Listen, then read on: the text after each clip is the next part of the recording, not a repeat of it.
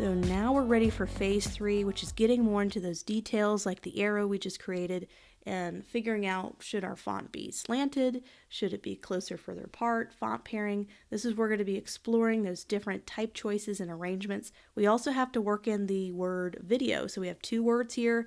Let's do some font pairing to see if having some different font styles will help really let this logo stand out. So we're going to type in video here.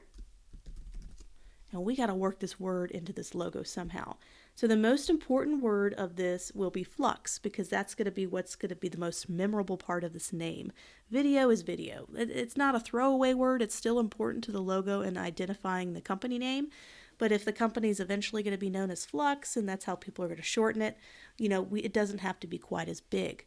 So when we think about the concept and what the client wants and what they showed us, that can definitely help direct how we make the size and what font choices we choose.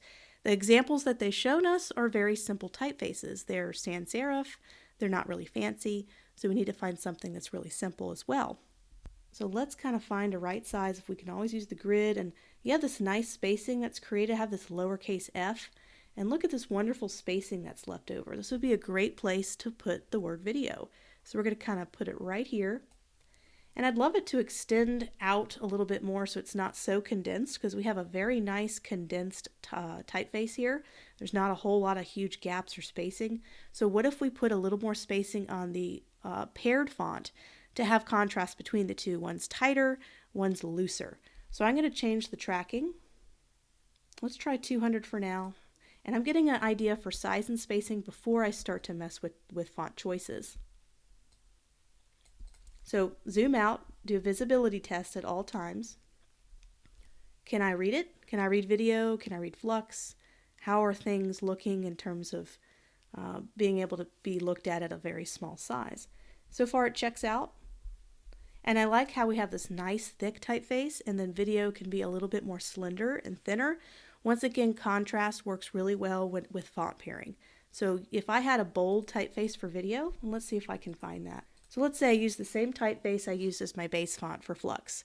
So you'll notice that they kind of compete with each other, and I can zoom out so you can see. They're kind of competing a lot because it's the same thickness throughout the whole entire logo.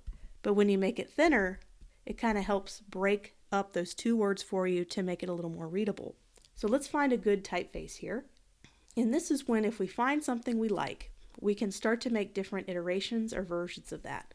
So I'm just going to take this hold down option, shift it over, and continue as I find different ones I think could fit. And this process can be repeated over and over, as many as you feel like would fit. We're going to eliminate a lot of these quickly. So feel free to try out as many as possible. We're going to eliminate these very quickly. A few of these I did just to show you examples of bad type pairing or font pairing. So let's go ahead and zoom in. You can see how just a slight change in that video typography changes the entire feeling of the logo. Some of these work really well, some of them do not.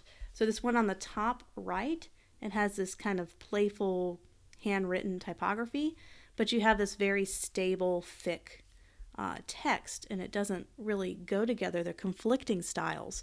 So we can just easily eliminate some of these. Same thing with this. We have this nice, thick, bold typeface, and we have another thick, bold typeface, but it's just different enough for them to not flow very well together. They're fighting and competing against each other, so you can easily eliminate that. We have this sans serif, or the serif typeface, paired with a sans serif typeface, which normally with headlines and magazine covers and a lot of different graphic design things can look really good. But for this logo, it just seems a little bit inconsistent, because this seems very traditional and high-end, and this seems more casual and fun. So once again, they're just not pairing well together. Same thing for this one. This one has almost a childlike curves, and it's not going with, it's got more dramatic curves than the ones we created, and they're fighting against each other and competing. So easy to eliminate some of these. The spacing here bothers me, so I'm just going to bring it down. But you have this very tall typography with this very kind of normal height typography, I guess you could say. And those are fighting against each other again. We have this one, and this kind of has this slab serif kind of look. So you have these chunky slabs.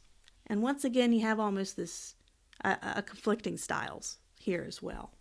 Because you think of that newspaper and different things when I think of a slab serif like this. So we're left with just 2 more, and I definitely kind of know the one on the bottom is going to be a better fit because it's thin. It's got some roundness to it, but it's also thin enough to have enough contrast between the two. It's a very simple style too.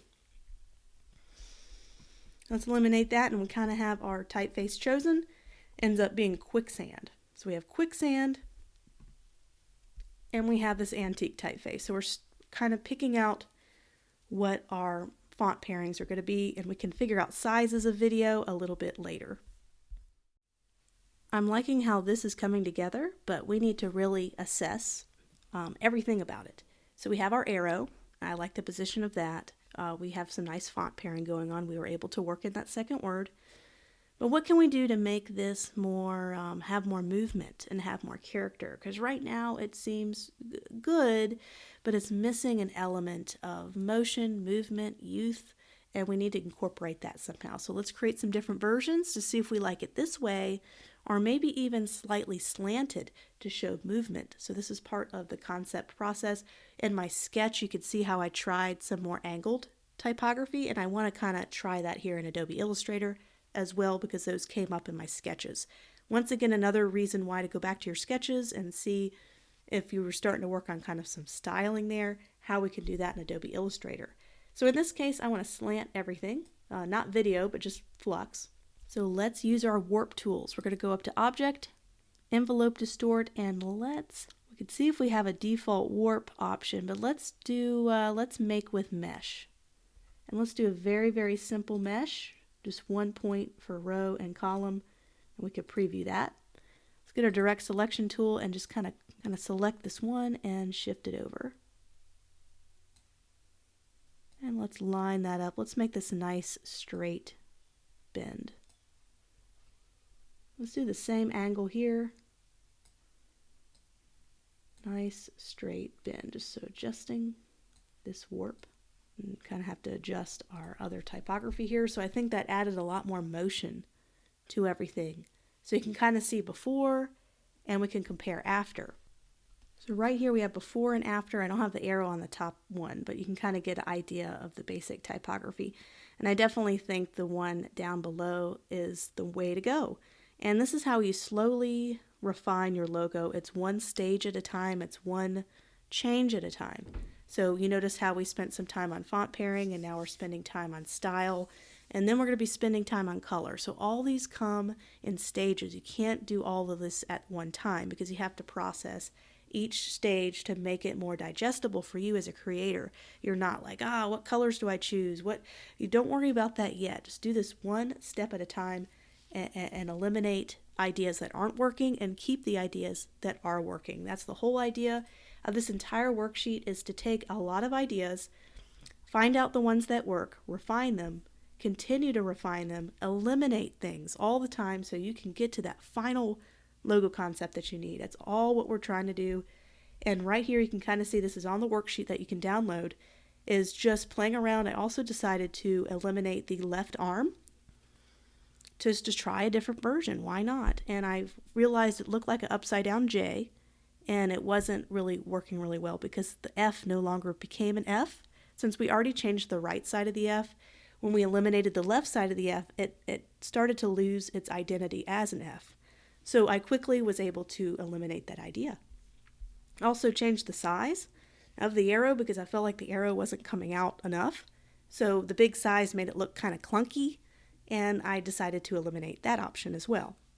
I also decided to put spacing, so instead of having that overlapping arrow that we had in the first version, I wanted to create some spacing so that it didn't overlap, and that ended up being a mistake because now the F is all by himself over to the left, and there's just way too much inconsistency with spacing that I had to eliminate that option as well.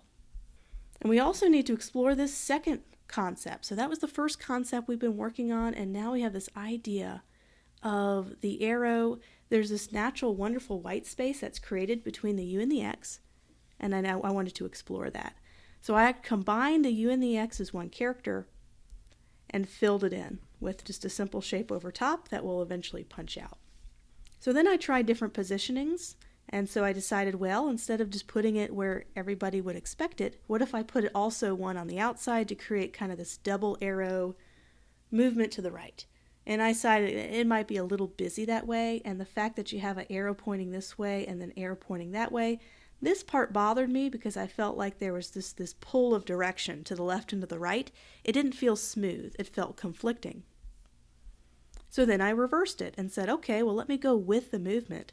But now we have arrows going left and right, and it starts to lose the idea of being a play button, because a play button only exists pointing to the right. It doesn't really exist pointing to the left unless you want to go reverse. And so I just wanted to keep it just as one arrow. And so I went with what was my first idea, and that's okay. That was part of my sketch, and that's okay if you didn't evolve it anymore. That's okay. I think it worked the way I sketched it out. So we have these two concepts now, and you can see the refinement process, how we slowly worked through some ideas, made things bigger, spacing, to be able to come with something that I think we can refine to the next level.